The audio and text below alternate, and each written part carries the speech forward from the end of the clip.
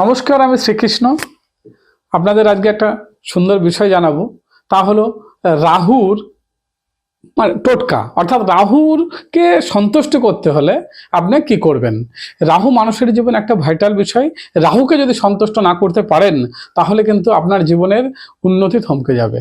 সেই জন্যে কেয়ারফুলি রাহুর প্রতি নজর দেবেন। এই রাহুকে সন্তুষ্ট করতে গেলে কি করতে হবে না, আপনি প্রবাহমান জলে, যে নদীতে জোয়ার ভাটা হয় বা গঙ্গায়, কৃষ্ণ তিল শনি মঙ্গলবারের দিন ওটা আপনি প্রবাহমান জলে যদি ভাসিয়ে দেন তাহলে কিন্তু রাহুর প্রকোপ থেকে আপনি রক্ষা পেতে পারেন। আর কি না, আখের গুড় কাউকে, দুস্থ মানুষকে যদি দান করেন, অর্থাৎ তার সে যদি খায়, তাহলে কিন্তু তার আপনার এই রাহুর প্রকোপ থেকে রক্ষা পাবে। নমস্কার, ভালো থাকবেন, দেখা হবে নতুন কোনো পর্বে।